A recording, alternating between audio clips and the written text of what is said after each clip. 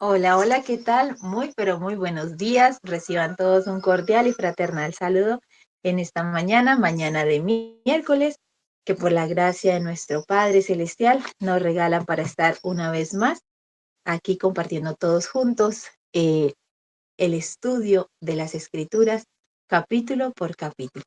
Bueno, para aquellos que tal vez nos ven por primera vez o nos escuchan, queremos contarles que hemos venido estudiando desde el año 2025 las Sagradas Escrituras, capítulo por capítulo. Y bueno, ya vamos por el segundo libro de Samuel. Esta programación está de lunes a viernes a partir de las 5:30 hora Colombia, en vivo, transmitiendo en vivo. Hay otras personas que nos ven después de la transmisión, dependiendo sus horarios.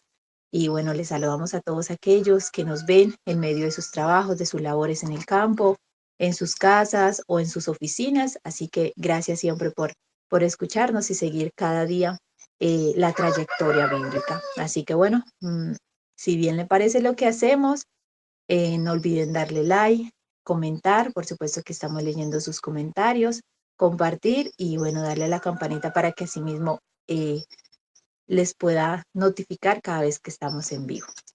Vamos a recordar un poquito lo que estudiamos el día de ayer con nuestro querido y apreciado hermano Daniel, que fue el capítulo 16 de este segundo libro de Samuel, que ya vamos culminando, por supuesto. Bueno, aunque tiene 24 capítulos, por ahí, Dios mediante, la siguiente semana. Y bueno, estuvo titulado En tiempos de prueba, ¿quién está contigo? Y vimos cómo el rey David, además de que cargaba con, con la tristeza, con la agonía de su pecado, pues también su hijo Absalón estaba yendo contra él.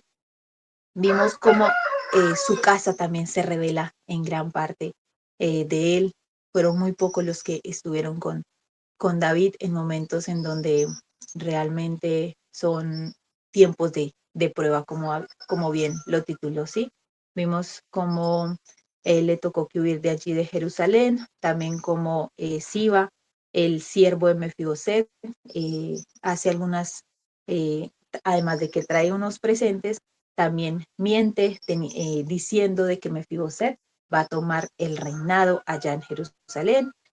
También vimos como un hombre maldice a David, dando acusaciones, falsas acusaciones contra él, diciendo pues que él en cierta manera ha acabado o acabó con sangre el reinado de Saúl, cosa que no era así. También vimos cómo realmente pues en ese peregrinaje pues el rey David estaba muy cansado de tanto mental, físico, por llevar todas estas cargas y también vimos cómo Absalón pide consejos a uno de los que antes eran consejeros de David, Aitofel, y pide un consejo en cuanto a qué hacer y bueno, es uno de los consejos más, más degradables que realmente se registran en las Sagradas Escrituras, eh, en donde pues proféticamente el Señor ya también lo había dicho lo que iba a pasar en la casa de David. Así que bueno, es un capítulo bien interesante y sin embargo, eh, el único que no nos deja en medio de nuestras angustias, en medio de nuestras pruebas, es el Señor Jesús. Así que en medio de todo, David fue paciente y esperó siempre en su Señor. Listo, así que el día de hoy estará con nosotros nuestro querido y apreciado hermano Leandro Pena desde la Argentina, a quien le mandamos un saludo muy especial a él, a nuestra querida hermana Pamela, y él estará exponiendo el capítulo 17 de este segundo libro de Samuel. Así que vamos a iniciar. No estará presente con nosotros aquí, ha enviado su grabación, pero por allí en YouTube nos saluda y nos dice saludos en Cristo, querida familia, y también nos saluda nuestra hermana Carolina, nos dice agradeciendo a Dios por su bondad infinita. Dios nos bendiga durante este estudio y siempre. Amén. Gracias, hermana Carolina, por siempre estar ahí. Así que vamos a iniciar y saludamos también a los que nos acompañan desde la plataforma de Jixibit, a nuestra querida y apreciada hermana Danila y también a nuestra hermana Marilena, que siempre, siempre está acompañándonos. Así que, bueno, vamos a iniciar con una alabanza que ha escogido nuestro hermano, el himno, un himno, y después de ello tendremos una palabra de oración para sí mismo iniciar. Así que Bendiciones a todos. Oremos. Bondadoso buen Dios y Padre que estás en los cielos, te damos gracias por la maravillosa oportunidad que nos das y que nos regalas para estar en este nuevo día.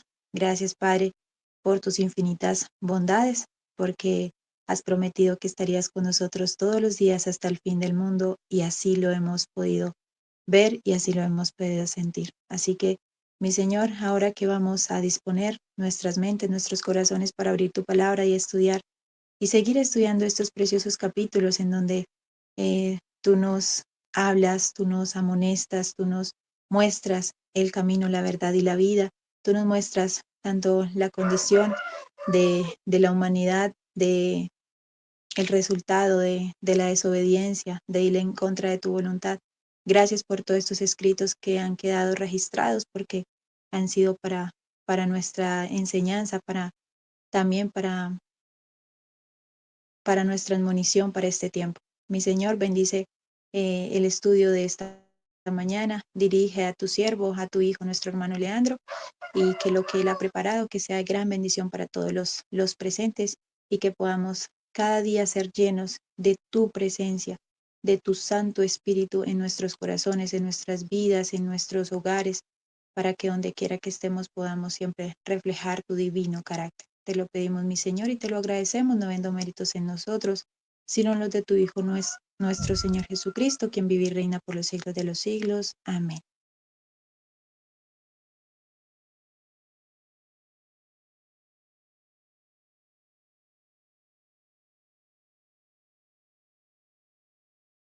Amén. Así que bueno, bienvenidos al capítulo 17 titulado De Jehová es la salvación. Gloria a Dios por ese título que dice mucho realmente. Así que dispongamos nuestros corazones para iniciar la lectura y asimismo el análisis y las lecciones que nos puede dejar este capítulo. ¿Cómo están, queridos hermanos y hermanas? Buen día para todos. Espero que sean todos muy, pero muy bendecidos por nuestro Padre en esta jornada. Es una alegría nuevamente estar con ustedes y queremos agradecer a nuestro Padre Celestial, el que nos da la posibilidad de estar aquí bien tempranito para traer palabras de descanso al que está cansado, palabras de aliento, palabras de fuerza. Y en esta oportunidad agradecerles también a los hermanos Castelblanco que nos están dando también una posibilidad de compartir y también de estudiar estas historias del Antiguo Testamento que para muchos parecieran no tener conexión con otras historias de la Biblia. Sin embargo, agradecidos a nuestro Padre que nos da la posibilidad no solamente de compartir, sino primeramente de estudiar y verlo a la luz de Cristo, ¿sí? Sin un velo, como dice Pablo en 2 Corintios capítulo 3, poder leerlo sin un velo, poder ver que el Señor es el Espíritu también en estas historias. Y la historia de esta mañana se titula De Jehová es la salvación, ¿sí? Y así también iniciamos con la lectura de este año bíblico que están teniendo a través del canal de nuestros hermanos. Jesús viene pronto, de Mateo 24. Y quisiéramos comenzar comentando primeramente que esta lectura trata de muchas cosas y vamos a tratar de tocar la gran mayoría de ellas, pero sin lugar a dudas nos van a quedar varias pendientes y también ideas que le vamos a compartir para que ustedes continúen su estudio. El primer punto que nos gustaría tocar de estos 4 que queremos abarcar hoy es acerca del consejo de los malos, ¿sí? Porque la historia comienza no solo desde el 17, lo vamos a leer desde el que mencionó ayer nuestro hermano Daniel Castelblanco en la presentación de ayer. Vamos a leer ese último pasaje porque está en conexión directa con los primeros versículos del capítulo 17. Le voy a pedir a mi esposa, a Pamela, que hoy también me está acompañando, para que lea los versículos y las citas. Y el consejo que daba Aitofel en aquellos días era como si se consultase la palabra de Dios. Así era todo consejo de Aitofel, tanto con David como con Absalón. Entonces Aitofel dijo a Absalón: yo escogeré ahora 12,000 hombres y me levantaré y seguiré a David esta noche y caeré sobre él mientras está cansado y débil de manos. Lo atemorizaré y todo el pueblo que está con él huirá y mataré al rey solo. Así haré volver a ti todo el pueblo, pues tú buscas solamente la vida de un hombre. y cuando ellos hayan vuelto, todo el pueblo estará en paz. Este consejo pareció bien a Absalón y a todos los ancianos de Israel. Es muy interesante la historia de Absalón y del levantamiento que comienza desde el capítulo aproximadamente desde el 13 y que llega hasta el 19, así que los próximos capítulos van a seguir estudiando acerca de este hijo del rey que se levanta contra su padre y que tantas conexiones podemos hacer con la historia de Lucifer y su rebelión en el cielo. Me imagino que ustedes, cuando lo han leído, han visto algunas vislumbres y yo sé que aquí también lo van a encontrar. En este levantamiento de Absalón, el hijo de David, tiene como consejeros a muchos de los que estaban también sirviendo al rey David, entre ellos Aitofel, que en consejo le recomienda algo, bueno, pareciera ser una buena opción. Recordemos que en el capítulo anterior Aitofel le había recomendado que tomase la casa de David y se acostase con 10 concubinas que habían quedado para cuidar la casa de David. Y en ese sentido vemos que muchas de los ofrecimientos de Aitofel tienen que ver con, y ya lo vamos a leer también, destruir una relación que tenía con su padre. Y aquí vemos aún en las palabras expresadas por Aitofel, que en principio darían la impresión de apoyar a Absalón, constantemente él está buscando, ¿qué cosa? Su propia gloria. Dice, yo lo voy a escoger, yo me levantaré, yo lo seguiré a David, yo caeré sobre él, yo los atemorizaré, yo lo mataré al rey solo. ¿Para qué? Para volver a ti todo el pueblo. Todo esto que estoy haciendo es en favor tuyo. Voy a hacer este gran sacrificio para agradarte a ti, rey. ¿Y por qué? Porque vos solamente estás buscando la vida de David, no estás buscando la vida de todos. ¿Con qué propósito vamos a hacer este gran sacrificio de matar al rey? Para que todo el pueblo esté en paz. Es decir, primeramente, para hacer volver a ti todo el pueblo, que era uno de los propósitos que tenía Absalón. Absalón buscaba ganarse el cariño del pueblo a través de un falso concepto de justicia que él tenía, estableciéndose como juez cuando estuvo ahí con estos 50 hombres, engañando a David y presentándose como un juez benévolo, estableciendo falsos conceptos acerca de lo que tiene que ver con ser un rey, con ser un juez. Y en ese sentido, en las palabras de Aitofel encontramos un espíritu que está presentado también en Isaías capítulo 14, verso del 13, lo conocerán bien, pero vamos a leer el 14 para resumir la idea, cuando Lucifer dice: sobre las alturas de las nubes subiré y seré semejante al Altísimo. Él está presentando, Lucifer, el pensamiento que está expresado en las palabras de Aitofel. Yo voy a hacer todo esto. Yo me voy a sentar en las alturas de las nubes. Yo seré semejante al Altísimo. ¿Qué diferencia hay con el Espíritu de Cristo? Que él, siendo en forma de Dios, no estimó el ser igual a Dios como cosa que aferrarse. El espíritu de Lucifer es, tengo que alcanzar algo para ser como Dios. Y en este caso, Aitofel está presentando esto. ¿Cómo se salva un pueblo? ¿Cómo se establece la paz? Recordemos las palabras de Caifás, que aparece ahí retratado cuando él dice en Juan 11:50, ni consideráis que nos conviene que un hombre muera por el pueblo, y no que toda la nación perezca. Había algo que el pueblo de Israel estaba ignorando en los tiempos de Cristo. Y él les dice, ustedes no consideran que nos conviene que un hombre muera por el pueblo. Esto es beneficioso y no que toda la nación perezca. ¿Por qué? Porque se levantarían los romanos y nos atacarían a nosotros. Esta idea, ¿de dónde surge? Bueno, la sierva de Dios dice en el deseo de todas las gentes que esta palabra, este pensamiento, los labios de Caifás, era una preciosísima verdad que se convertía en mentira. ¿Por qué? La idea que él defendía se basaba en un principio tomado del paganismo.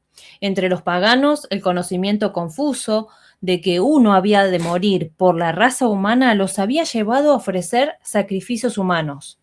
Así, por el sacrificio de Cristo, Caifás proponía salvar a la nación culpable, no de la transgresión, sino en la transgresión, a fin de que pudiera continuar en el pecado.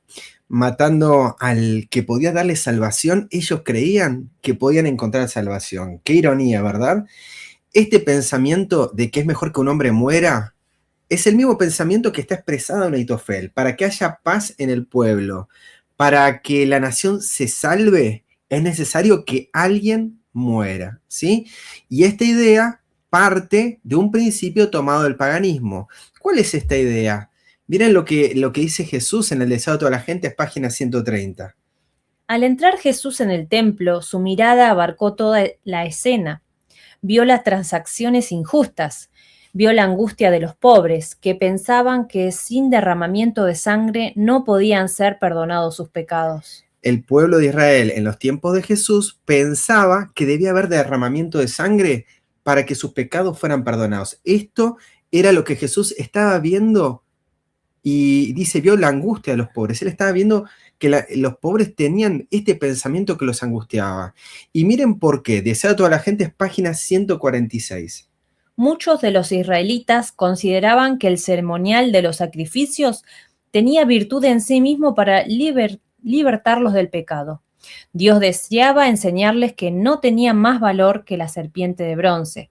Debía dirigir su atención al Salvador. Ya fuese para curar sus heridas o perdonar sus pecados, no podían hacer nada por sí mismos, sino manifestar su fe en el don de Dios. Habían de mirar y vivir.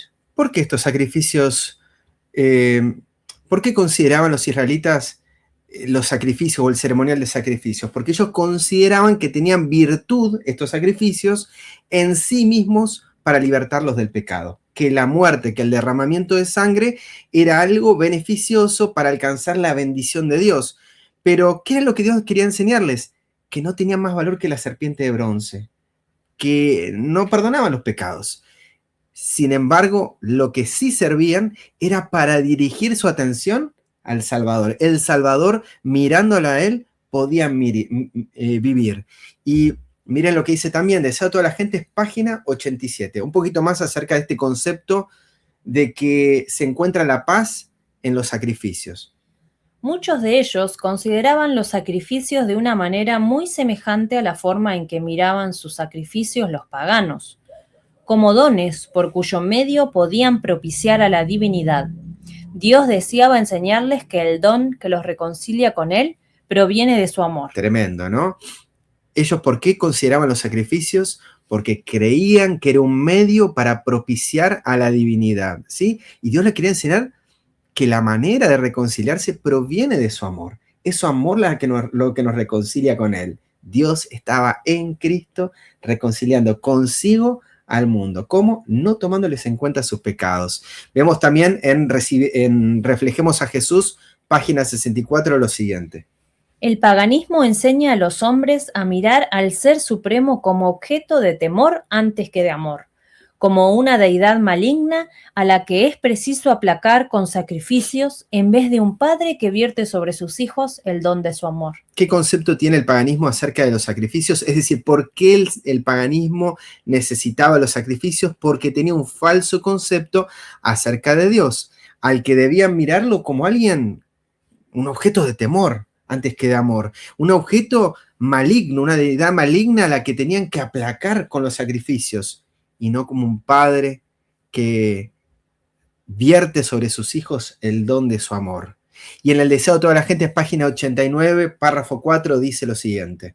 Los hombres fueron inducidos a temer a Dios como a un ser que se deleitaba en la destrucción. Los sacrificios que debían revelar su amor eran ofrecidos únicamente para apaciguar su ira. Repetimos más o menos la misma idea en el Deseo de todas las gentes, donde vemos que allí también, nuevamente, los hombres son inducidos a pensar que Dios se deleita en la destrucción.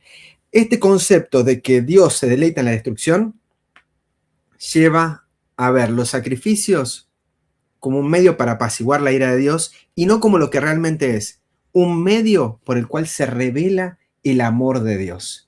Un medio por el cual Él está revelando que se está dando por nosotros, que Él propició la vida de su Hijo, y no algo que el hombre debe dar a Dios para calmarlo a Él. Qué diferente la idea respecto a cómo alcanzamos la paz de Dios. ¿Cómo alcanzamos la paz? Es Dios el que nos da la paz, no nosotros el que la propiciamos a través incluso de derramamiento de vidas humanas. Y deseo a todas las gentes, reflejemos a Jesús, y último, deseo a todas las gentes.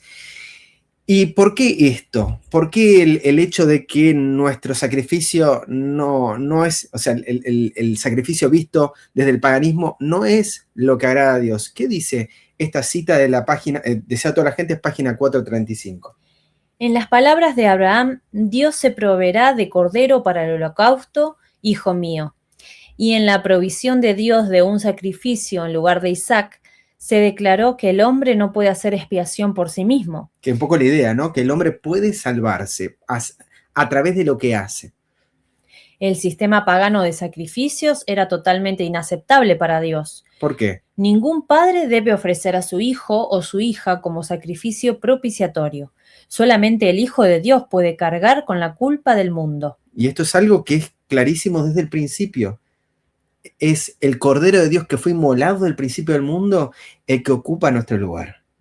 Y el sistema de sacrificio establecido por el Señor revelaba justamente ese principio, que es solamente Él, es su vida dada a través de su Hijo, lo que nos puede salvar a nosotros de nuestro pecado, lo que puede hacer expiación, limpieza, reconciliación nuevamente con Dios.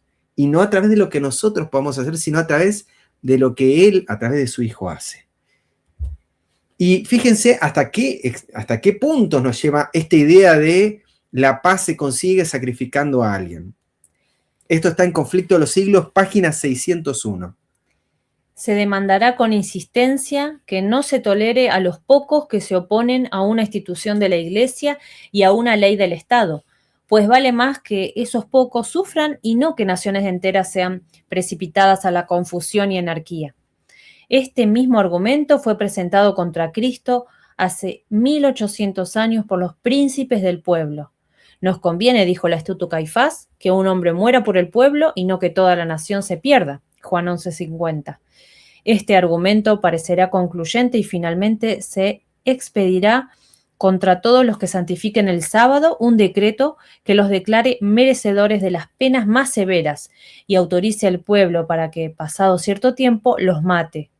El romanismo en el Viejo Mundo y el protestantismo apóstata en la América del Norte actuarán de la misma manera contra los que honren todos los preceptos divinos. Tremendo, ¿verdad? Es decir, ¿cuándo se va a utilizar nuevamente el principio, el argumento presentado contra Cristo?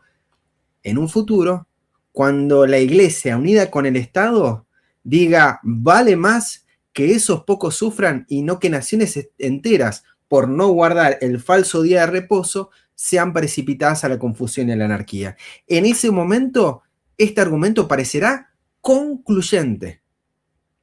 Este concepto de sacrificio que había en la antigüedad va a parecer concluyente en los tiempos finales y se expedirá finalmente contra todos los que santifiquen el sábado.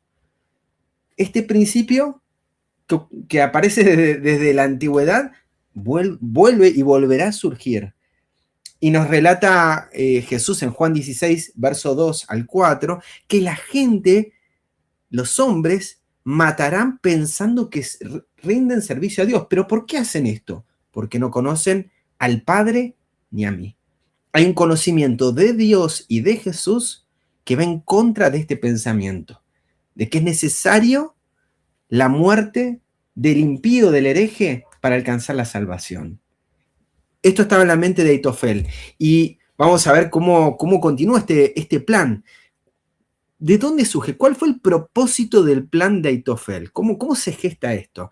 Y lo vamos a leer desde la página de Patriarcas y Profetas, página 729, en el momento donde él habla acerca de acostarse con las concubinas. Veamos ese puntito en particular. Solamente la parte que está en negrita.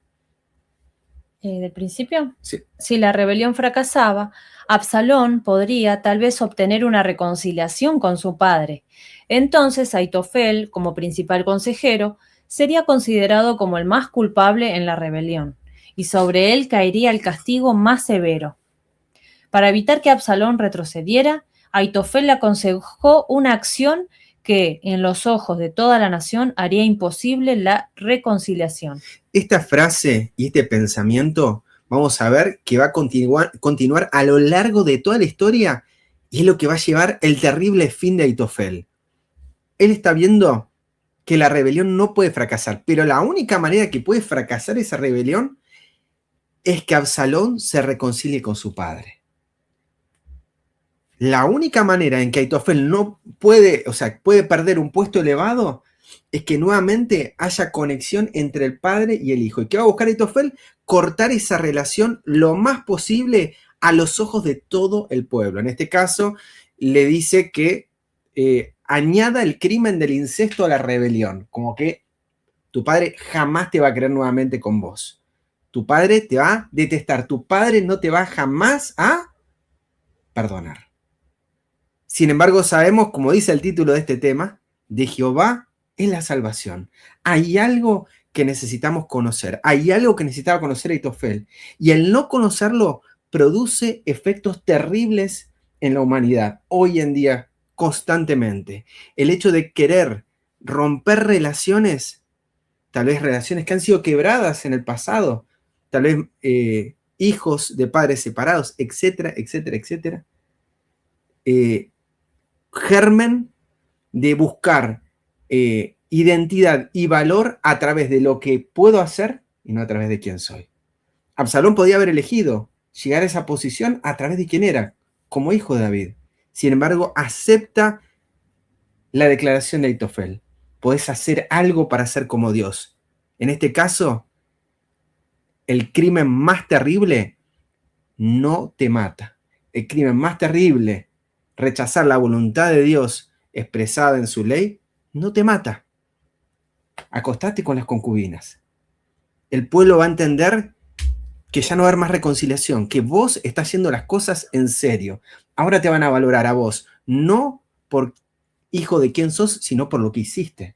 Porque llegaste ahora, tenés un título, tenés una propiedad. ¿Qué sabiduría poseía Aitofel cuando hablamos de que él era un sabio que se lo consideraba como la voz de Dios? ¿Qué sabiduría poseía? Patriarcas y Profetas, página 729. Aitofel había sido muy estimado por su sabiduría, pero le faltaba la luz que viene de Dios. El temor de Jehová es el principio de la sabiduría, Proverbios 9:10. Y este temor Aitofel no lo poseía. De otra manera, difícilmente habría fundado el éxito de la traición en el crimen del incesto. Esto es clave de que lo podamos entender. Hay mucha gente que es sabia a los ojos del mundo, pero hay una sola sabiduría que proviene de Dios y que es el temor de Jehová. Nos dice Proverbios 2:5 que el temor de Jehová es el conocimiento de Dios. Y también sabemos que la sabiduría es Cristo. Cristo es poder de Dios y Cristo es sabiduría de Dios. Es decir, Cristo es el conocimiento completo y perfecto y total acerca de Dios. En este sentido, lo que Aitofel no tenía era el conocimiento de Dios expresado en Cristo. Y hay algo que el mundo no tiene, que es ese conocimiento expresado en Dios, que es en Cristo, y es esa sabiduría de la cual habló Pablo en 1 Corintios 2:6-8. ¿Y qué hubiese pasado si el mundo hubiese conocido esa sabiduría? ¿Qué dice Pablo? Pero hablamos sabiduría entre perfectos y sabiduría no de este mundo ni de los príncipes de este mundo que se desvanece, la que ninguno de los príncipes de este mundo conoció, porque si la hubieran conocido, nunca hubieran crucificado al Señor de gloria. Cada pecado que hacemos, como dice Hebreos capítulo 6, verso 6, cada vez que rechazamos hacer la voluntad de Dios y nos apartamos de sus mandamientos, es decir, cada vez que transgredimos la ley de Dios, estamos transgrediendo su palabra. Estamos transgrediendo, estamos quebrantando a Cristo. Y si conociéramos verdaderamente la sabiduría de Dios, si conociéramos verdaderamente cómo es Cristo, no lo hubiésemos traspasado, no lo hubiésemos quebrantado, no lo hubiésemos crucificado en nuestra vida. El mundo en la antigüedad no lo hubiese crucificado y hoy en día el ser humano tampoco lo seguiría haciendo. Diría, estoy con Cristo juntamente crucificado y ya no vivo yo, no lo sigo matando a Cristo. Yo ya no vivo, ahora vive Cristo en mí. Amén, mis hermanos. Entonces vemos acá que el que nos falte la luz que viene de Dios, el que nos falte la sabiduría que viene de Dios y que lleva a un gran crimen como fue el incesto, lleva ese gran crimen y dice que si lo hubiesen conocido, nunca lo hubiesen crucificado. El desconocer lleva a crucificar a Cristo. Y esto es tremendo y vamos a verlo a continuación. ¿Hubiera funcionado el plan de Aitofel? ¿Qué dice la sierva? Patriarcas y Profetas, página 730. Este proyecto fue aprobado por los consejeros del rey. Si se lo hubiese puesto en práctica, David habría sido muerto seguramente, a menos que el Señor se hubiera interpuesto directamente para salvarlo. Pero una sabiduría aún más alta que la del renombrado Aitofel dirigía los acontecimientos. Jehová había ordenado que el acertado consejo de Aitofel se frustrara para traer Jehová la ruina sobre Absalón. Tremendo. Y acá vamos a ver algo más en relación a este punto, ¿sí? De esto de que Jehová frustre los planes de Aitofel. ¿Qué significa esto? ¿Qué significa que los trastorna, que los burla a los planes de Aitofel? Vemos acá que el plan de Aitofel era muy bueno. El plan de Aitofel era perfecto. David habría sido muerto seguramente, declara, a menos que el Señor hubiera intervenido directamente para salvarlo. Hay un plan que parece perfecto, que incluso va a llevar a Lucifer en el último tiempo, después del milenio, a querer atacar Jerusalén. Pero hay algo con lo que él no cuenta y que el Señor va a frustrar sus planes. ¿Cómo? ¿Qué significa esto? Veamos la historia. Dios frustra los planes de los malos. Y leamos los textos que hay a continuación. Segunda de Samuel 17, 5 al 7. Y dijo Absalón, llama también ahora a Usai Arquita, para que asimismo oigamos lo que él dirá. Y cuando Usai vino a Absalón, le habló a Absalón diciendo, así ha dicho Aitofel, ¿seguiremos su consejo o no? Di tú. Entonces Usai dijo a Absalón, el consejo que ha dado esta vez Aitofel no es bueno. ¿Quién es este Usai? ¿Por qué aparece aquí? Bueno, si ustedes vienen siguiendo los capítulos anteriores, recordarán que Usai era un gran consejero y amigo íntimo de David. Sin embargo, aparece acá hablando con Absalón. Incluso vemos a Absalón pidiéndole consejos. Alguien que era la mano derecha y amigo de su padre. ¿Cómo llegamos a esta situación? ¿Cómo es que Absalón termina pidiéndole un consejo a Usai cuando dijeron que el consejo de Aitofel era bueno? ¿Cómo se llegó a ser consejero? Vemos que en 2 de Samuel 15, 31 al 36, en la historia que leímos hace 2 capítulos atrás, 2 programas atrás, encontramos que le dan aviso a David de que Aitofel iba a estar entre los que conspiraron con Absalón. Que uno de sus consejeros, una de las personas que habla y que su voz era como la de Dios, iba a estar con su hijo en esta conspiración. Y entonces, ¿qué es lo que dijo David? Entontece ahora, oh Jehová, el consejo de Aitofel. Entontece, hazlo necio, hazlo locamente. También se podría traducir esta palabra hebrea. Hacerlo loco, hacerlo necio. Como si pareciera algo bueno, pero en realidad es una gran equivocación.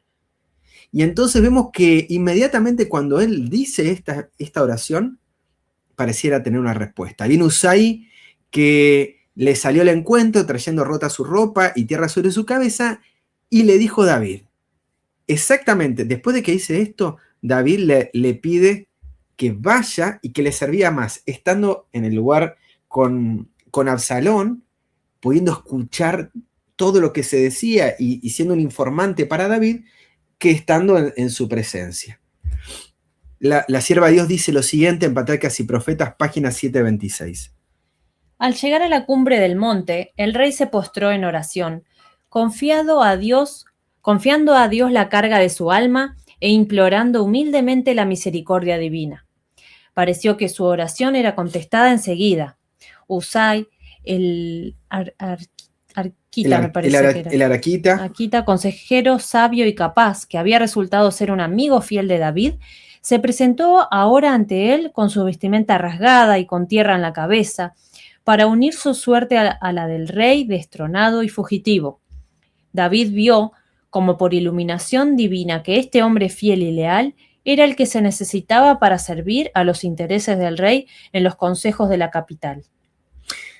Página 726 de Patriarcas y Profetas. En respuesta que llegó Usai, nuevamente, en respuesta dice la sierva a la oración. ¿Y qué tipo de oración? Dice que oró confiando a Dios la carga de su alma e implorando humildemente la misericordia divina. Y vamos a ver de aquí en más cómo esto marca el camino y el destino de David. Empieza a confiar en la misericordia de Dios. Y esto no es casual. Todas estas historias son el resultado de haber caído tristemente con Betsabé Y todo esto es el derrotero de malas decisiones, pero también, como dice el Salmo 51, de haber entendido que si confesaba su pecado, no solo Dios limpiaba a él su pecado y perdonaba su pecado y lo limpiaba de toda maldad, sino como dice el Salmo 51:4, Dios es declarado justo, es declarado puro en su juicio. Sabía que hay un gran conflicto acerca de cómo es Dios, acerca de su carácter. Y confesando que Dios lo perdona, reconoce que Dios es perdonador, que Jehová y de Jehová es la salvación, que no viene otra cosa de él, de Jehová la salvación, nada más. Su misericordia es para siempre. Entonces, implorando humildemente la misericordia divina, encontró en Uzai una respuesta enseguida. Y esto es interesante porque cuando empezamos a confiar en el nombre de Dios, en la forma de ser de Él, Dios responde y Dios nos da evidencia acerca de su bondad, de su misericordia, por ejemplo, en este caso, que obviamente estamos en un contexto donde el pueblo de Israel aún creía que era a través de estas formas y de estos métodos, ¿sí?, de guerra que podían obtener victoria. Todavía faltaba un tiempo para que el hombre comprendiera plenamente y completamente cuál era la voluntad de Dios respecto a, por ejemplo, los reyes, la guerra, etc. Y ya veremos la historia acerca de cómo los profetas, como Elías, Eliseo y sobre todo, vamos a ver el caso de Isaías, Jeremías, etc. Dios estaba hablando, sobre todo de Isaías, hablando directamente de cuál es el propósito de él, cuál es su deseo con respecto a su pueblo. Pienso Isaías capítulo 2, las naciones convirtiendo las armas de guerra en armas de labranza. O sea, hay un propósito de Dios de salir de este circuito. Sin embargo, en este contexto, Dios, hablando a través del antiguo pacto, los está trayendo, como dice Ezequiel 14:5, los quiere tomar del corazón, los quiere atraer hacia sí. Y qué maravilloso eso, cuando uno lo ve a Dios como un padre. Dice Patriarcas y Profetas, página 730, que a Uzai no se le había llamado al concilio. Y es muy interesante porque dice que él no quiso intervenir sin que se lo pidieran. ¿Por qué? Por temor de que se sospechara de él como espía. Y cuando se lo llama, él dice lo siguiente. Y vamos a ver ahí el plan que plantea Uzai para frustrar los planes de Aitofel y Absalón. Y añadió Uzai: tú sabes que tu padre y los suyos son hombres valientes y que están con amargura de ánimo, como la osa en el campo cuando les han quitado sus cachorros. Además, tu padre es hombre de guerra y no pasará la noche con el pueblo. He aquí, él estará ahora escondido en alguna cueva o en algún otro lugar, y si al principio cayeren algunos de los tuyos, cualquiera que lo oyere dirá: el pueblo que sigue a Absalón ha sido derrotado. Y aún el hombre valiente, cuyo corazón es como corazón del león, sin duda desmayará, porque todo Israel sabe que tu padre es hombre valiente y que los que están con él son hombres valientes. Acá por cuestiones de tiempo no me voy a explayar en todos los símbolos que hay, pero es muy interesante lo que le plantea Uzai, argumentos por los cuales el plan de Aitofel iba a fallar. De seguro, según él, iba a fallar. Sabemos que fue palabra para frustrar el buen plan de Aitofel. Fueron palabras para hablarle al corazón de Absalón. Y ese corazón de Absalón estaba buscando algo. El corazón de todos aquellos que rechazan la afiliación familiar y buscan hacer algo para llegar a ser alguien que va a estar buscando constantemente.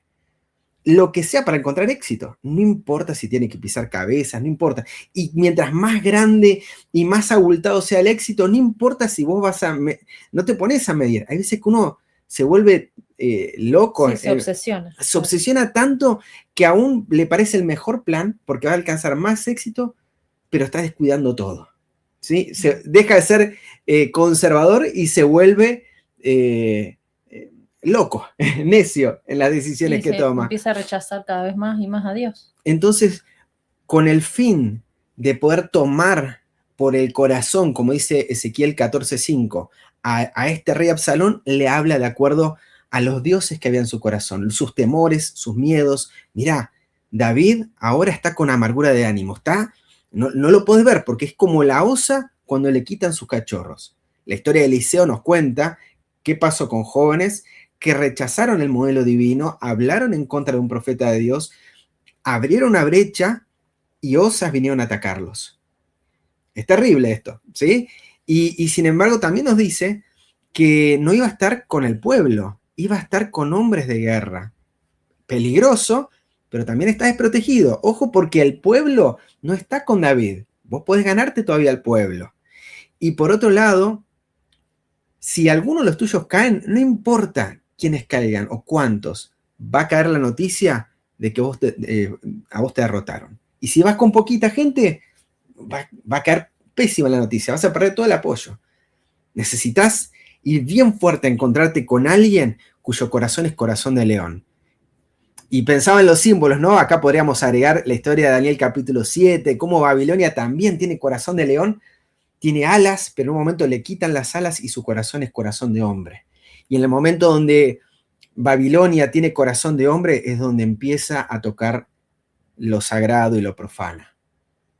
Empieza a utilizar las cosas que son de Dios con otro propósito. ¿Sí? La historia de Belsasar, la del dedo, Mene, Mene, Tekel, Uparsin. Hay un momento donde se está pesando el corazón y en donde el hombre piensa que puede hacer cosas que solo pertenecen a Dios.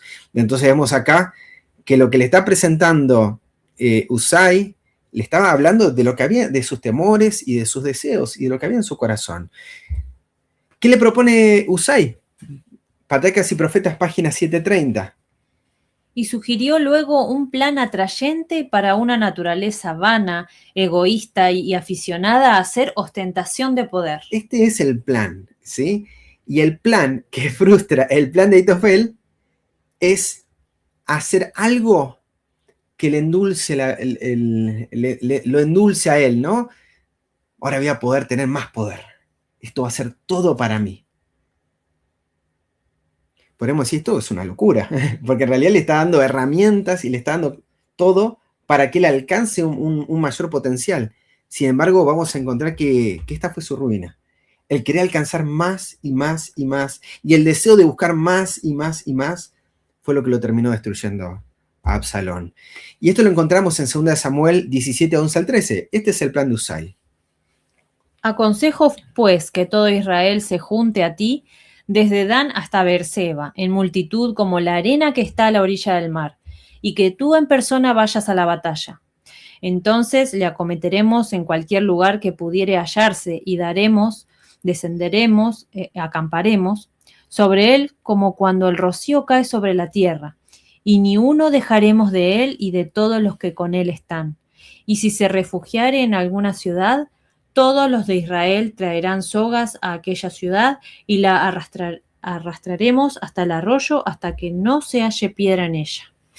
Nuevamente, tantas cosas para hablar aquí, pero hay una de la que obviamente sale a la luz para aquellos que nos gusta estudiar profecías. Lo que le dice Usai era el deseo que estaba en el corazón de Absalón. Tenés a Israel todo junto a vos, desde el norte, Dan, hasta el sur, Beerseba, como la arena, como la multitud, en multitud como la arena que está a la orilla del mar, ¿sí?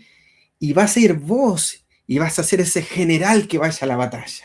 No va a ir Aitofel a pelear por vos, vas a ir vos para que vean tu valor. ¿Y sabes lo que vamos a ver? Vamos a descender, vamos a acampar, dice la versión la Septuaginta, vamos a acampar sobre él cuando el rocío cae, como cuando el rocío cae sobre la tierra. Hay un momento que está cayendo el rocío, que está cayendo la presencia de Dios, pero ellos caen para destruir, y ni uno dejaremos de él, ¿sí? Incluso habla de sogas, que ya vamos a hablar acerca de esto, pero detengámonos con el primer punto. Va a juntar a Israel como en multitud, como la arena que está a la orilla del mar. ¿A qué le recuerda esto? Que se junta del norte y del sur. Apocalipsis capítulo 20, verso 8, nos relata la profecía lo siguiente. Y saldrá para engañar a las naciones que están sobre los 4 ángulos de la tierra, Gog y Magog, a fin de reunirlos para la batalla, el número de los cuales es como la arena del mar. Lo mismo pasa en el tiempo del fin. Y vemos acá que este Absalón, este Lucifer, del cual el padre también llora y dice, hijo mío, hijo mío, hijo mío. Hay un corazón del padre quebrantado.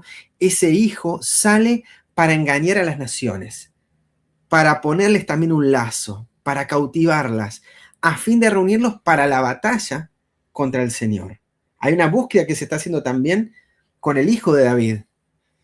Y el número de los que se juntan también es como la arena del mar. Esto también está relatado en Ezequiel capítulo 38, 16, 18 y 21. Dice: Y subirás contra mi pueblo Israel como nublado para cubrir la tierra.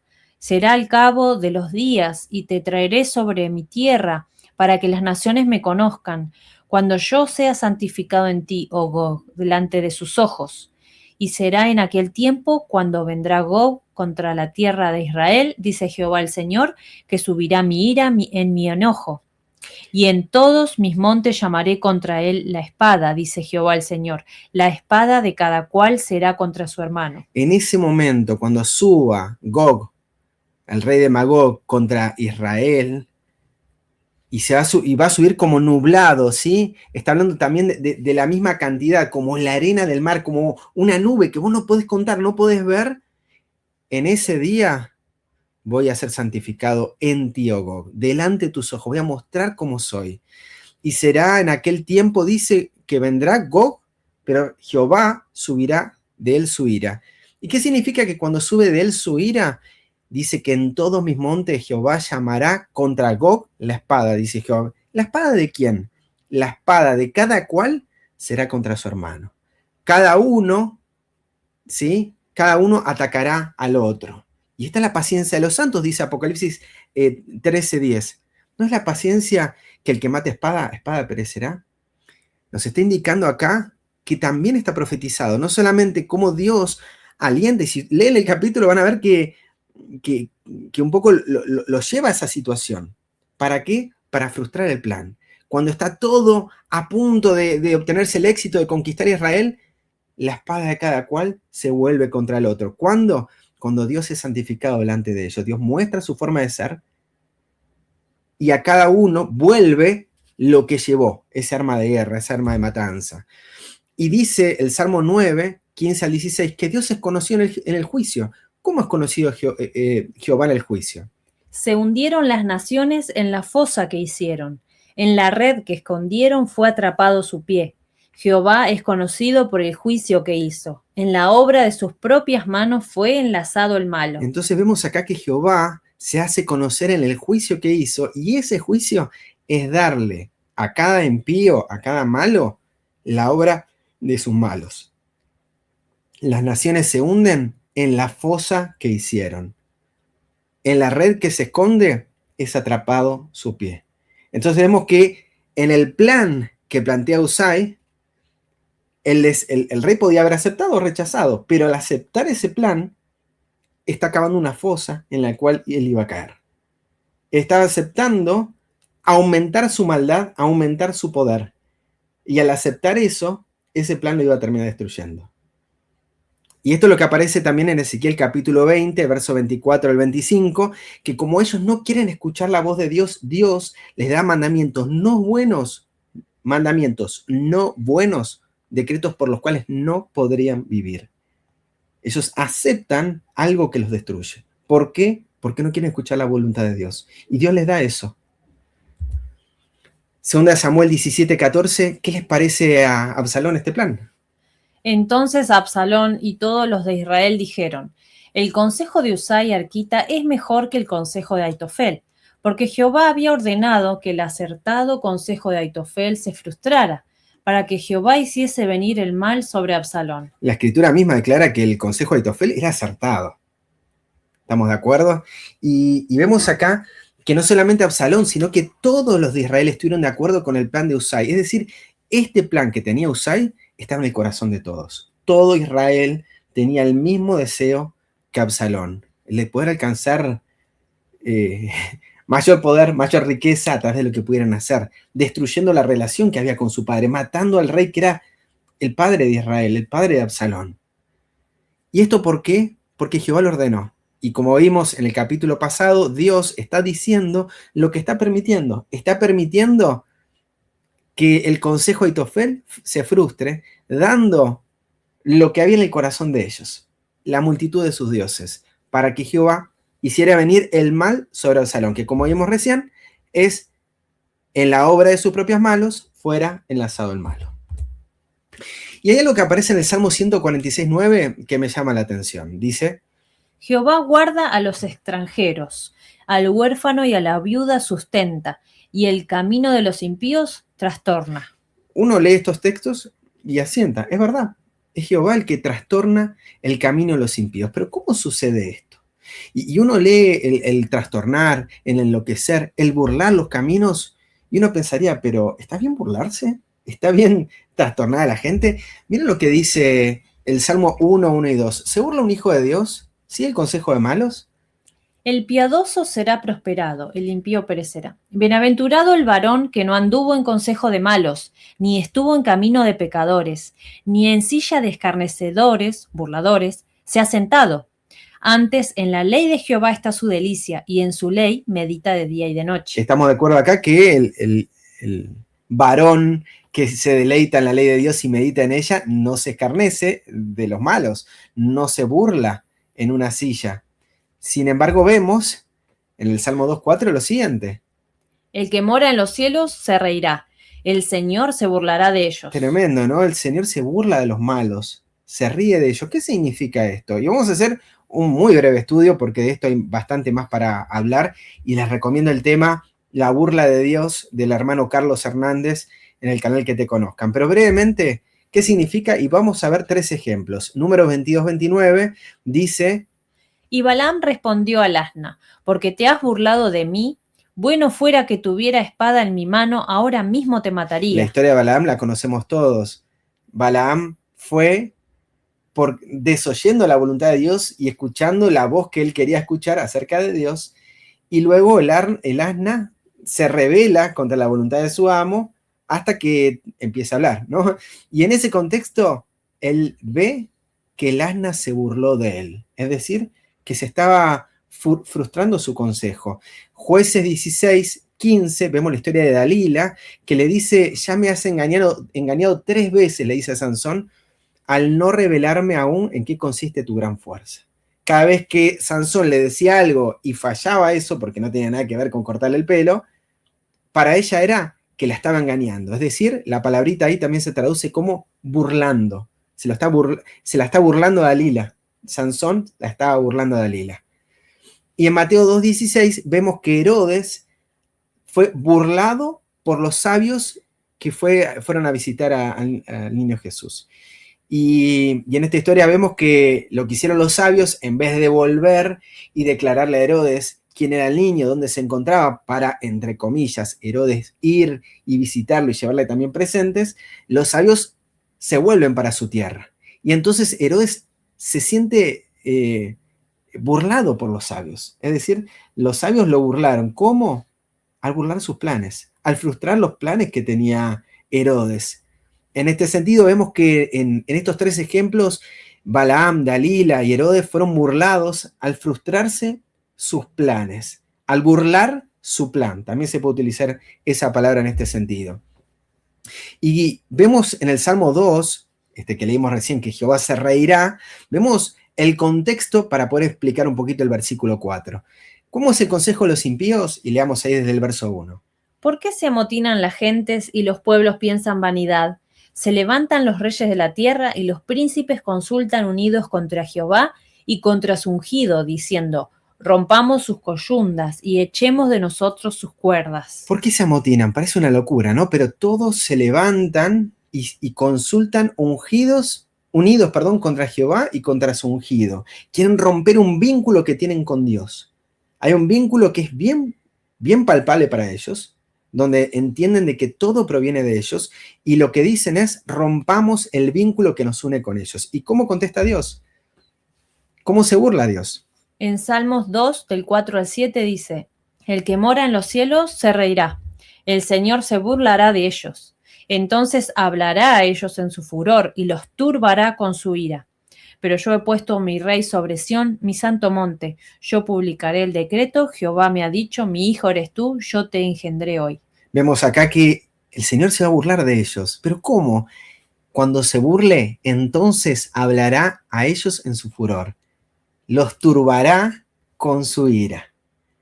¿Y qué significa esto? ¿Qué es lo que habla el Señor? Pero yo he puesto a mi rey sobre Sión. Dios, al establecer a Cristo como rey, al publicar el decreto que su Hijo es Él y que yo lo engendré hoy, al establecerlo, está frustrando los planes, está frustrando los esfuerzos humanos por romper este vínculo. Por eso dice que si hubiesen conocido la sabiduría de Dios, no lo hubiesen crucificado, no hubiesen cortado ese vínculo. Entonces, ¿qué hace Dios? Frustra los planes. ¿Cómo? Establece a su Hijo, presenta la sabiduría de Dios, es santificado delante de ellos. Presenta este vínculo hermoso entre el Padre y el Hijo. Y entonces, el punto 3 de este estudio parte de esta premisa, que el consejo de los malos no prospera. Y veamos cómo es que no prospera este consejo. Segunda de Samuel 17, 15 al 17. Dijo luego Usai a Sadoc y a Abiatar, sacerdotes: así y así aconsejó Aitofel a Absalón y a los ancianos de Israel. Y de esta manera aconsejé yo. Por tanto, enviad inmediatamente y dad aviso a David, diciendo: no quedes esta noche en los campos del desierto, sino pasa luego el Jordán, para que no sea destruido el rey, y todo el pueblo que con él está. Y Jonatán y Ahimás estaban junto a la fuente de Rogel, porque no podían ellos mostrarse viniendo a la ciudad. Fue por tanto una criada y les dio el aviso, y ellos fueron y lo hicieron saber al rey David. Básicamente lo que está contando esta historia es que Usai, después de darle este consejo al rey, Absalón, perdón, va a los sacerdotes, tal cual le había pedido David en 2 de Samuel capítulo 15, que le habla a los sacerdotes se lo comentarían a estos jóvenes, ¿sí? A Jonatán y a Ahimás, y ellos irían corriendo hasta David para contarle todas las noticias. Y en este caso, lo que le estaban contando es este plan que frustraba el plan de Aitofel, ¿sí? Y ahí vemos cómo ellos salen corriendo con el propósito de que pasen al Jordán, ¿sí? Y no sea destruido el rey. Y además todo el pueblo que estaba con él. Es interesante esto porque yo no voy a detener los vínculos nuevamente, pero hay un hecho de pasar el Jordán, de ser bautizados, y vamos a ver cómo el escuchar el consejo de Dios trae salvación, trae sanidad. Rechazarlo trae muerte. Algo ocurre en el camino, 2 Samuel 17, 18 al 21, sin embargo, Dios los cuida en ese acto que ocurre en el medio. Pero fueron vistos por un joven, el cual lo hizo saber a Absalón. O sea, fueron vistos quienes, Jonatán y Ahimás, que estaban huyendo para contarle a David acerca de esta noticia. Y alguien los vio, ¿sí? Sin embargo, los dos se dieron prisa a caminar y llegaron a casa de un hombre en Baurim, que tenía un pozo en su patio, dentro del cual se metieron. Y tomando la mujer de la casa una manta, la extendió sobre la boca del pozo, y tendió sobre ella el grano trillado, y nada se supo del asunto. Llegando luego los criados de Absalón a la casa, a la mujer, le dijeron: ¿dónde están Ahimás y Jonatán? Y la mujer les respondió: ya han pasado el vado de las aguas. Y como ellos los buscaron y no los hallaron, se volvieron a Jerusalén. Y sucedió que después que ellos se marcharon, aquellos salieron del pozo y fueron y dieron aviso al rey David y le dijeron: levantaos y daos prisa a pasar las aguas, porque Aitofel ha dado tal consejo contra vosotros. La historia presenta un montón de cosas interesantes y positivas, y esta no deja de ser una de ellas. Sin embargo, vemos aún en esta historia elementos muy positivos que nos hacen recordar, por ejemplo, la historia de Rahab, cuando escondió a estos 2 espías de Israel que habían ido a Jericó para inspeccionar la ciudad y ver un poco el contexto de qué es lo que se iban a encontrar. Una mujer que aparece en la biografía de Jesús, que aparece en la genealogía de Jesús. Y uno podría pensar que esta forma de actuar y de proceder es la voluntad de Dios, que Dios se vale de estos engaños y artilugios y mentiras para llegar a un propósito, ¿sí? Podríamos pensar también en Éxodo capítulo 1, y las parteras también presentando alguna verdad a medias al faraón para que los hijos de los hebreos no murieran.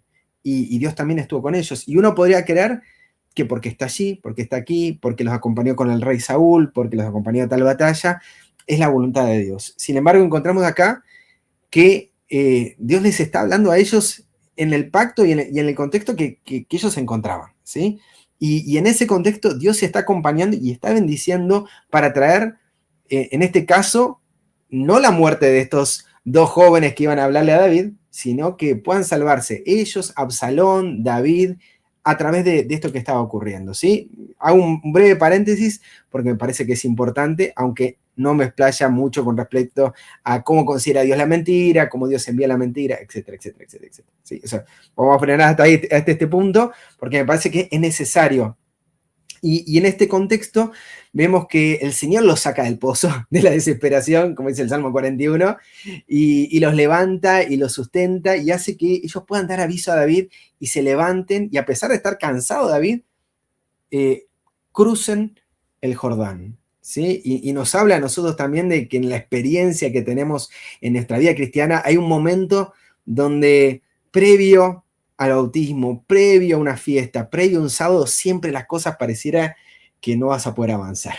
Y el Señor nos pide y nos alienta y nos da fe para poder avanzar, nos da su espíritu para que podamos andar en sus mandamientos. Y esto es interesante de cómo Dios le da una cobertura, Dios le da un manto, ¿sí? Y así también nos da a nosotros la justicia de Cristo para ser protegidos de los engaños del enemigo.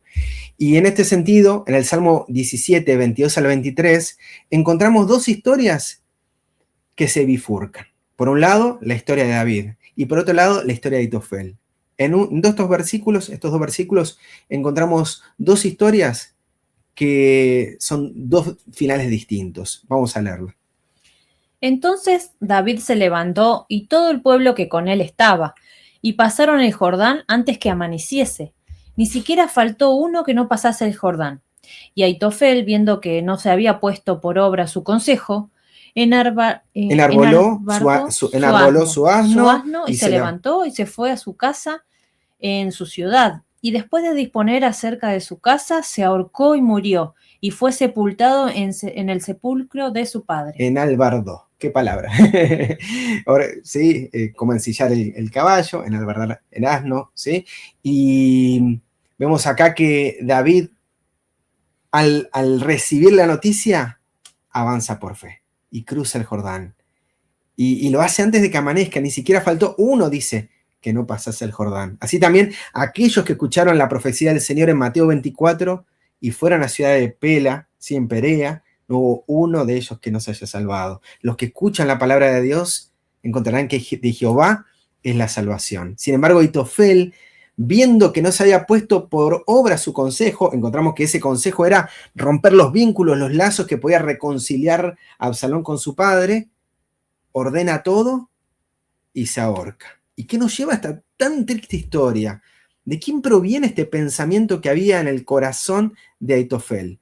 Dice la sierva de Dios, celoso y airado y desesperado, se levantó y se fue a su casa en su ciudad. Y después de poner la casa en orden, se ahorcó, así murió. ¿Y cómo continúa? Tal fue el resultado de la sabiduría de uno que, no obstante sus grandes talentos, no tuvo a Dios como su consejero. Satanás seduce a los hombres con promesas halagadoras, pero al final toda alma comprobará que la paga del pecado es muerte. Tremendo, ¿no? El resultado de su sabiduría fue quitarse la vida. El resultado de la sabiduría de Cristo es que Él da su vida por nosotros. Y lo que produjo Satanás a través de estas promesas halagadoras, no moriréis, seréis como dioses. Vas a alcanzar un más alto ideal. Toda alma comprobará que la paga del pecado es muerte. El pecado te paga con muerte. Y el caso, el resultado, lo vemos en Aitofel. ¿Qué ocurrió con él? Se ahorcó y murió. Nadie lo mató a él. Él mismo se mató. Y eso, la paga del pecado, es muerte. El resultado de su transgresión fue muerte para él. ¿Cuál es el engaño de Satanás y por qué el hombre llega a esta situación? Hechos 26, 18 dice: para que abra sus ojos, para que se conviertan de las tinieblas a la luz y de la potestad de Satanás a Dios, para que reciban por la fe que es en mí perdón de pecados y herencia entre los santificados. Y acá es interesante porque lo que nos destaca Pablo en este relato es que así como la luz y el poder de Dios es el perdón de pecados en Cristo y la herencia entre los santificados, vemos que las tinieblas, es decir, el poder de Satanás, es todo lo contrario a lo que Dios te da. Si Dios te da perdón, Satanás te dice castigo. Cada pecado tiene que recibir su castigo. Y si te habla de herencia, Satanás te dice, vas a tener que hacer algo para ser como Dios. Vos perdiste tu identidad como hijo de Dios. El engaño de Satanás es que nosotros no somos valiosos, que Dios jamás nos va a perdonar. Y esto aparece en la cita, que por cuestiones de tiempo lo recomendamos que ustedes lo lean, en Patriarcas y Profetas, página 18, párrafo 3, dice que Lucifer le dijo a los ángeles que Dios no los perdonaría, que serían despojados de su honra y degradados. ¿No era el pensamiento de Aitofel? Que iban a perder todo, incluso que como nunca iban a recibir lo que habían perdido, el puesto, lo tenían que obtener por la fuerza. ¿Qué produce este engaño? Caín nos dice y le dijo a Jehová, mi castigo es más grande de lo que puedo soportar. Sin embargo, en la versión antigua, Génesis 4:13, la versión del oso, la versión de 1573, encontramos que dice que Caín le dice al Señor, grande es mi iniquidad, grande es mi pecado para perdonar, o sea, para ser perdonado. El pensamiento de Caín era que el pecado era tan grande que Dios no te iba a perdonar jamás. Y Saúl llegó a ese estado de cosas después de haber escuchado a la bruja de Endor, a la divina de Endor, como vimos en programas pasados, llegó a ese estado de situación donde ese falso Samuel le dice, mirá, Dios te va a matar, ¿sí? Ya está, ya perdiste todo. Encima te metiste en la brujería, no salís más de esto. Dios no te va a perdonar, no tenés perdón de Dios. Esa frase la escuchamos muchísimo. ¿Y qué hace Saúl? El miedo de él era no caer en manos de incircuncisos. Va, toma la espada y se mata. Mateo 27:5 nos cuenta la historia de Judas, que en vez de seguir, así como Pedro vio el rostro de Cristo y encontró un rostro que no lo condenaba, ni yo te condeno, le dijo a la mujer encontrando adulterio, vete y no peques más. En vez de haber visto el rostro de Cristo, que para encontrar misericordia, él fue a los sacerdotes, para buscar él resolver su problema, y sin embargo, arrojando las piezas de plata, buscando resolver las cosas como lo hizo Aitofel, dejando en orden su casa, salió, fue y se ahorcó. ¿Cómo dejó en orden Saúl su casa? ¿Cómo lo dejó Judas? ¿Cómo lo dejó Aitofel? ¿Será que llegamos a tal grado de cosas, la persona llega a tal grado de situación que ve que su pecado es imperdonable? ¿De dónde viene? Ya vemos que Satanás viene con esta idea. Pero el Señor nos hace una invitación. En 1 Juan 1:9 nos dice el Señor que si confesamos nuestros pecados, Él es fiel y justo para perdonar nuestros pecados y limpiarnos de toda maldad. Y nos dice con mucha ternura, hijitos míos, Estas cosas os escribo para que no pequéis. Y si alguno hubiere pecado, abogado tenemos para con el Padre, a Jesucristo el justo. Es una voz tan hermosa, tan cariñosa que nos está diciendo, hijitos míos, confesá tu pecado. Él te perdona, Él es fiel y justo. ¿Sabes para qué? Para perdonarte y para limpiarte. Si vos pecás, tenés un consolador, tenés un abogado que te entiende, que estuvo en tu misma naturaleza y que puede rescatarte de esa situación en la que te encontrás. Es mentira que Dios no te perdona. Es mentira que Dios está enojado y necesita la muerte de alguien para acercarte a Él. Él dio a su Hijo por vos. Él dio todo por vos. Él estaba en Cristo. No estaba esperando a Cristo. Estaba en Cristo, en la cruz, dándose por vos y por mí, para que podamos tener todas las cosas. Y en ese sentido nos dice en Hebreos 4:16, Acerquémonos, pues, confiadamente al trono de la gracia, para alcanzar misericordia y hallar gracia para el oportuno socorro. ¿por qué te está diciendo acércate confiadamente? ¿Será que hay algo que nosotros no confiamos acerca de Dios? ¿Será que el Señor nos tiene que decir acércate confiadamente porque nosotros no le conocemos? Por eso la vida eterna está en conocerle. Al único Dios verdadero y a Jesucristo a quien has enviado. Y quiero terminar con esta última parte. De Jehová es la salvación. Porque acá quiero que descubras una perlita maravillosa. Que tal vez lo leíste muchas veces en tu Biblia y nunca lo conectaste hasta que tal vez hayas leído el subtítulo. De Jehová es la salvación. ¿Y dónde aparece esta frase? Bueno, 2 Samuel 17, 24 al 26, encontramos lo que ocurre a posteriori de que David cruza, ¿sí? Y dice lo siguiente. Y David llegó a Mahanaim, Mahanaim. y Absalón pasó el Jordán con toda la gente de Israel. Y Absalón constituyó a Amasa sobre el ejército en lugar de Joab. Amasa era hijo de un varón de Israel llamado Itra, el cual había entrado a Abigail, hija de Naas, la hermana de Sarbia, madre de Joab, y acampó Israel con Absalón en tierra de Galaad. Esta historia de Amasa la van a leer un poquito más adelante, así que no me quiero adelantar, ¿sí? Lo que está haciendo Absalón es cambiando el esquema de poder que había en Israel, porque Joab era fiel a David. Entonces se quedó sin general que pudiera comandar el ejército. En ese contexto, Aitofel se suicidó, Usai obviamente no estaba para reemplazar a Joab, entonces constituye a Amasa en lugar de Joab en el ejército de Israel, ¿sí? Mientras Absalón está haciendo esto, David está llegando a un punto donde iba a encontrar paz, resguardo. ¿Y cuáles fueron los sentimientos de David mientras iba ahí en persecución, que estaba cruzando el río y que venía Absalón su hijo? ¿Cuál es el sentimiento? Dice la sierva lo siguiente. ¿Cuáles eran en este peligro terrible los sentimientos del padre y rey tan cruelmente agraviado? ¿Con qué palabras expresó lo que sentía su alma el que era hombre valiente, guerrero y rey cuya palabra era ley, ahora traicionado por un hijo a quien había amado y mimado y en quien había confiado imprudentemente mientras era agraviado y abandonado por los súbditos ligados a él, por los vínculos más estrechos del honor y de la lealtad? En la hora de su prueba más negra, el corazón de David se apoyó en Dios y cantó. Y va a cantar lo siguiente. Y bueno, una perlita para que quede para ustedes también en la lectura del Salmo que vamos a leer a continuación. Y hay un salmo que relata qué había en el corazón de David, el Salmo capítulo 3. Y lo vamos a leer entero. Dice, Salmo de David, cuando huía de delante de Absalón su hijo. Este es el subtítulo. Búscalo en tu Biblia, vas a encontrar ahí esta expresión allí mencionada.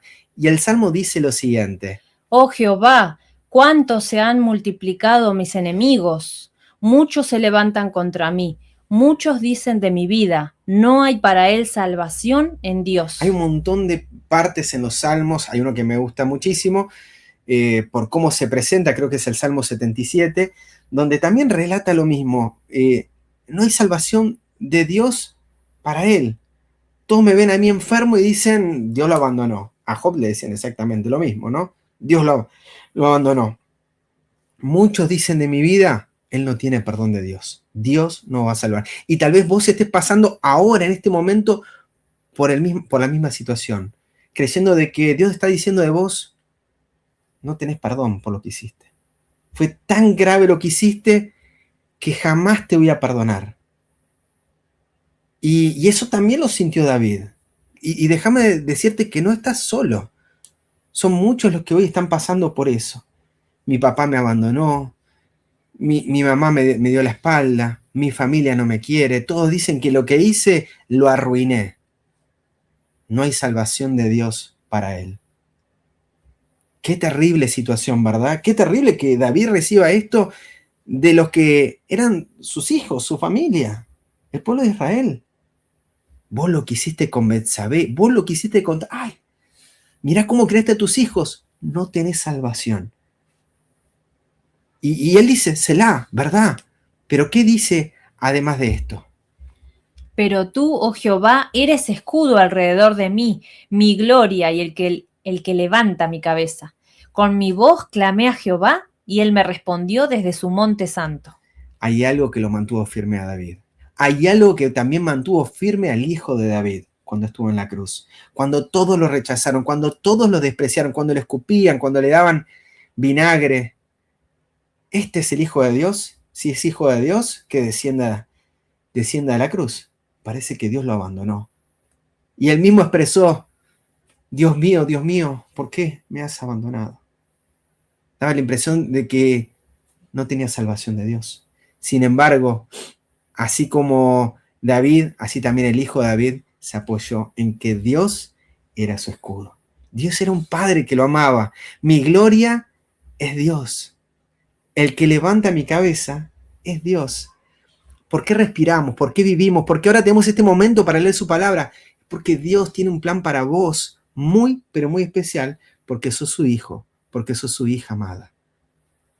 Cuando vos tenés dudas acerca de esto, hablale a Dios y vas a poder decir como David, con mi voz clamé a Jehová y confesar agradecido, Él me respondió. Por eso la canción, con mi voz clamaré a Dios y Él me escuchará. Él habló a Dios y Él le respondió de su santo monte. ¿Qué clase de amor es este? Que ese Dios que está en los cielos pareciera tan lejos y tan distante, escucha tu voz en tu recámara, en tu habitación, conoce tus angustias, tus dolores, sabe el desprecio que estás sufriendo por familiares, por tu iglesia, por la sociedad, por el trabajo, quién sabe dónde estés ahí. Y Él te está escuchando y te está diciendo, yo te cuido, yo te protejo, soy tu Padre. Salmos 3, 5 al 8 dice, Yo me acosté y dormí y desperté porque Jehová me sostuvo. No temeré de 10 millares de pueblos que pusieren sitio contra mí. Levántate, oh Jehová, sálvame, oh Dios mío, porque tú heriste a todos mis enemigos en la quijada, los dientes de los malos quebrantaste. De Jehová es la salvación, sobre tu pueblo es tu bendición. tremendo, de Jehová es la salvación. ¿Y cómo llega a esa conclusión? Porque él veía que Dios lo cuidaba, porque él veía que Dios lo sostenía, que él se acostaba, dormía y se despertaba, no porque se tomó una pastilla para dormir, sino porque Dios lo sostenía. Saber que su bendición es para su pueblo, saber que de Jehová es la salvación, de Jehová es la salud, de Jehová es la bendición para tu vida, es lo que te trae paz. Hay un verdadero remedio que estamos necesitando para tener salud, para tener vida, y es conocer y entender que es Jehová el que nos sostiene, que es Jehová el que da vida. Incluso él dice, levántate Jehová, sálvame porque tú heriste a todos mis enemigos en la quijada. ¿Y qué significa esto? Brevemente, porque ya hemos comido bastante de este tiempo, pero sé que hay muchos estudiosos de la palabra que les gustaría saber. ¿Y por qué el versículo 7? ¿Por qué ese pasaje? ¿Cómo son heridos en la quijada? Job 16, 10 al 11 dice, Abrieron contra mí su boca, hirieron mis mejillas con afrenta, contra mí se juntaron todos. Me ha entregado Dios al mentiroso, y en las manos de los impíos me hizo estremecer. Tremendo, ¿no? Abrieron contra mí su boca, hirieron mis mejillas, la misma palabra que quijada, ¿sí? Es la mandíbula. La hieren. Sabemos que el que te hierve una mejilla, uno le tiene que dar la otra, ¿verdad? Pero ¿qué significa herir las mejillas o la quijada? Me ha entregado Dios al mentiroso. Y él dice, porque tú heriste a todos mis enemigos en la quijada, es decir, porque tú heriste, tú entregaste a mis enemigos al enemigo. Esto es lo que hizo el Señor con sus enemigos. Y David lo estaba viendo cómo Dios estaba entregando a Absalón a su enemigo. Lo estaba entregando a aquel a quien adoraba.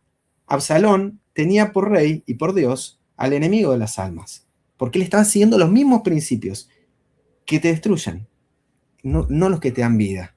También vemos que el Señor hace algo, pero el ser humano lo interpreta de otra manera. Dice Oseas 11:4. Con cuerdas de hombre los atraje, con cuerdas de amor, y fui para ellos como los que alzan el yugo de sobre su cerviz, y puse comida delante de ellos. La cerviz ahí es la quijada también, la mejilla. El Señor te quiere atraer con cuerdas de amor, quiere atraerte a través de ese sistema de sacrificios antiguos, quiere atraerte para sí, para poder ganarte del corazón. Te habla a través de la multitud de tus dioses para tomarte por el corazón, pero para ellos es el que alza el yugo sobre su cerviz, el que agarra sus quijadas para herirlas.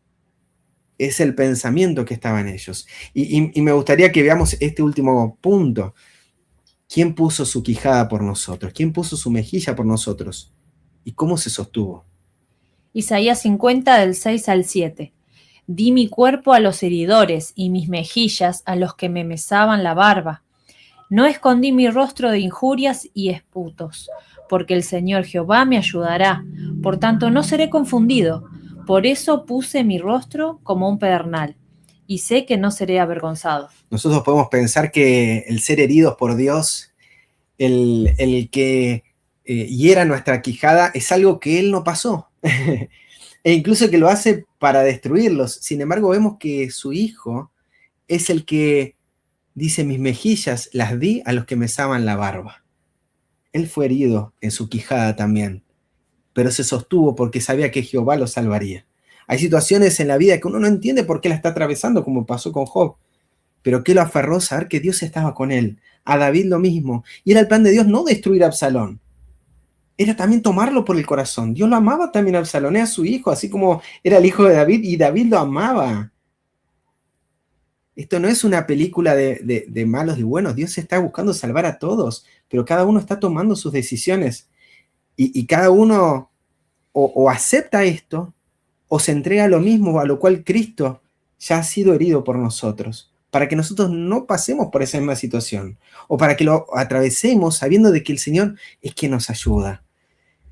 Y lo hace con un propósito. Isaías 53:5, Él es herido para que por su llaga nosotros seamos curados. Y algo muy impresionante, Pablo dice en 2 Corintios 8:9, que Él se hizo pobre para que nosotros fuéramos enriquecidos. ¿Y con qué propósito? 2 Samuel 17, 27 al 29, David fue salvado y encontró de Jehová salvación. Y vemos acá algo material, físico. ¿Y sucedió? ¿Lo leemos? Sí. Y sucedió que cuando David llegó a Mahanaim, Sobi, hijo de Naas de Rabá, de los hijos de Amón, y Maquir, hijo de Amiel, de Lodebar, y Barzilai, galadita de Rogelim, trajeron a David y al pueblo que estaba con él camas y tazas y vasijas de barro, y trigo y cebada y harina y grano tostado, habas y lentejas y garbanzos tostados, miel, manteca, ovejas y quesos de vaca, para que comiera David y el pueblo que estaba con él. Pues dijeron: el pueblo está hambriento, cansado y sediento en el desierto. Tremendo. Vamos a ver que cuando Él está actuando con misericordia, también recibe misericordia. Cuando Él escucha la voz de Dios, va recibiendo de Dios bendición. Pero vemos que todas estas bendiciones no son sino fruto de haber sido herido por nosotros, haber sido molido por nosotros, porque por su pobreza nosotros fuimos enriquecidos.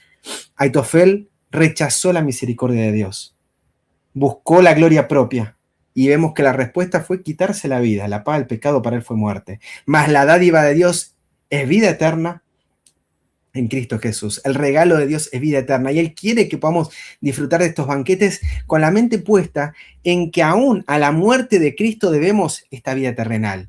El pan que comemos ha sido comprado por su cuerpo quebrantado. Aún el agua que bebemos ha sido comprada por su sangre. Nadie, ni santo pecador, come su alimento diario sin ser nutrido por el cuerpo y la sangre de Cristo. La cruz del Calvario estaba estampada en cada pan que estaba comiendo ahí David, en cada pan. Y esta está reflejada en cada manantial. Las bendiciones diarias, la bendición que recibió David no es sino fruto de haber sido comprada por la sangre derramada de Cristo. Es por la vida de Cristo, es por su sacrificio, por darse constantemente por nosotros, que nosotros recibimos las bendiciones diarias.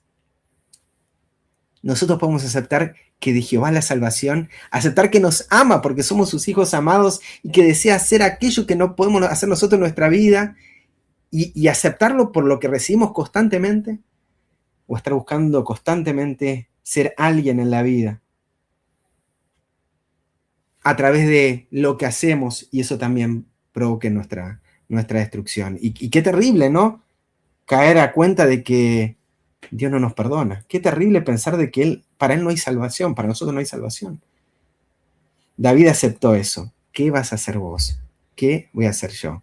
Y es mi deseo que, como David, digas: aderezas mesas delante de mí en presencia de mis angustiadores. Unges mi cabeza con aceite. Mi copa está rebosando. Dios me está llenando de todas las bendiciones. Gracias, Padre. ¿Por qué? Verso 6. Ciertamente el bien y la misericordia me seguirán todos los días de mi vida, y en la casa de Jehová moraré por largos días. Estas palabras de David es mi deseo que sean también las tuyas. De que Él está aderezando mesas delante tuyo. Que te está llenando de bendiciones. Que por más que vos no las veas, están ahí. Diarias, las cosas cotidianas. Y son cosas visibles para que entiendas lo visible que Él quiere darte a vos y a mí porque sos su hijo, porque sos su hija. Así es el tema de esta mañana. Les agradezco por haber estado hasta este momento y quiero invitarlos a tener un momento de oración. Amoroso y bendito Padre que estás en los cielos, pero que por medio de tu Santo Espíritu, por medio de la presencia de tu Hijo, a quien estamos sumamente agradecidos por darse constantemente por nosotros. Padre, gracias por darnos tu palabra para saber que eres bueno, que para siempre es tu misericordia. Amén. Gracias, Padre, por revelarnos la luz del Evangelio, tu poder, que es que recibamos en Jesús el perdón de pecados y herencia entre los santificados. Amén. Padre, gracias por llamarnos hijos. Y gracias por invitarnos a mirar ese amor por el cual somos llamados hijos tuyos. Amor por el cual el mundo no nos conoce, porque no te conoce a ti, Señor. Porque si no, no hubiesen crucificado al Señor de gloria. Padre, ayúdanos a ver que estás a nuestro lado. Ayúdanos a poder aceptar que cuando hablamos, vos nos respondés, porque sos nuestro Padre. Gracias, Padre, por el amor que nos das revelado en estas historias y también la advertencia que nos das del peligro de rechazar este mensaje valioso de que somos tus hijos. Acompáñanos en amor en esta jornada y ayúdanos a llevar también este mensaje con nuestra vida a aquellos que están a nuestro alrededor y que también necesitan de esto. En el nombre de Jesús, amén. Amén, Señor.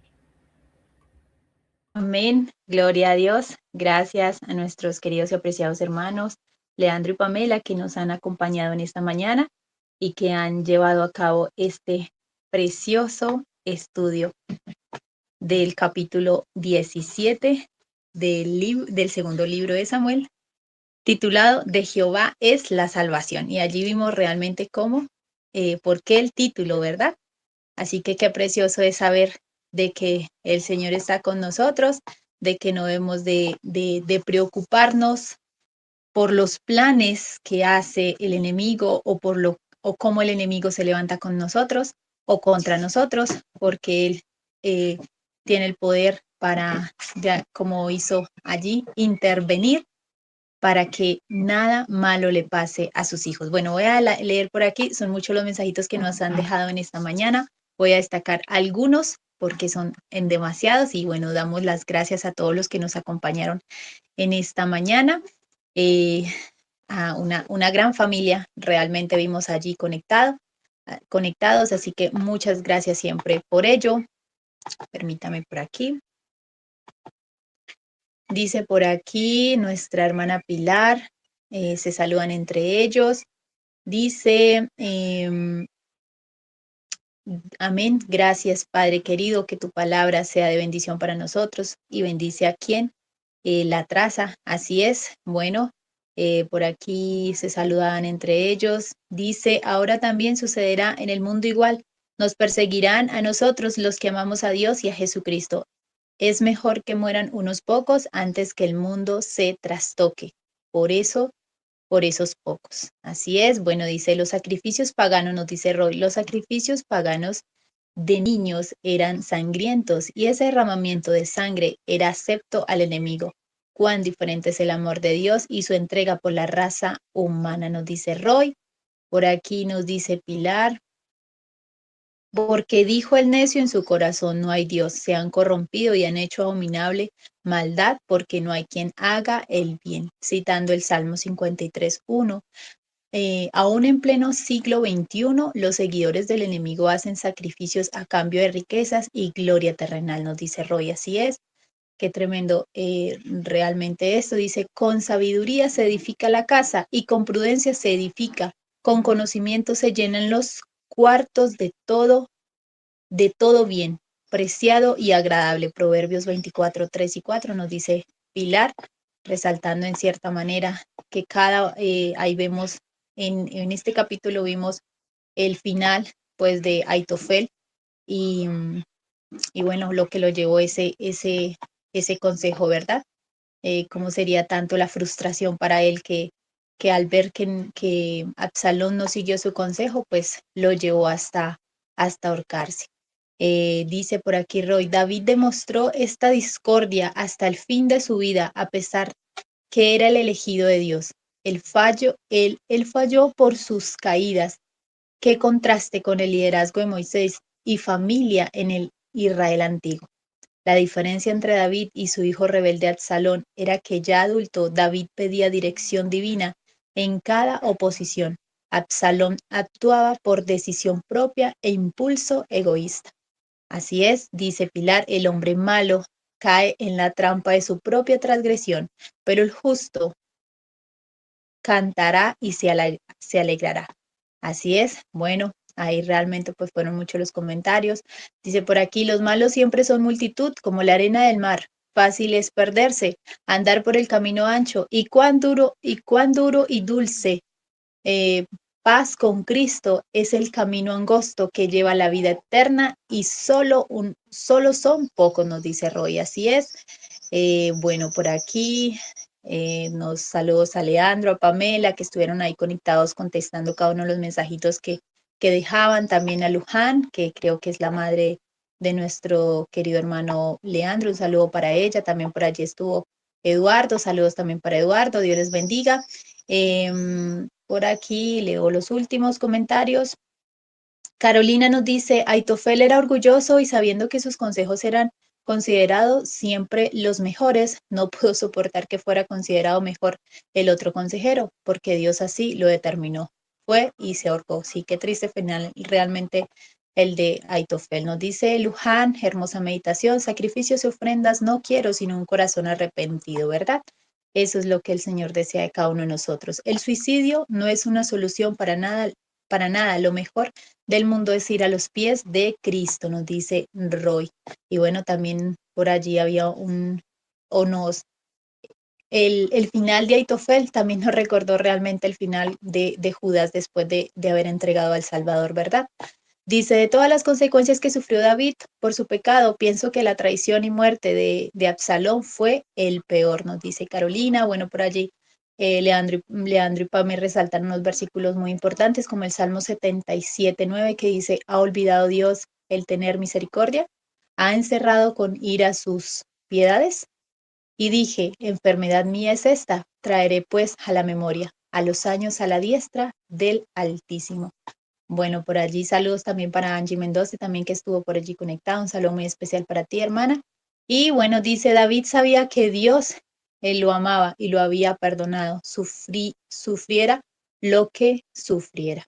Y también nos manifestaba nuestra hermana Carolina que una de las cosas que yo creo que más duras para el rey David fue también, por supuesto, el final de su hijo Absalón, que eso lo veremos el día de mañana para que no se lo pierdan.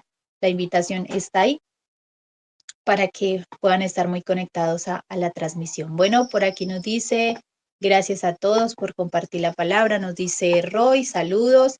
Bueno, y Danila también, gloria a nuestro Padre Celestial y a nuestro Señor Jesucristo, que presenta su mensaje a sus hijos por medio de sus siervos que se dejan dirigir por Jesucristo. Así es. Gracias, Danila, también por escribirnos.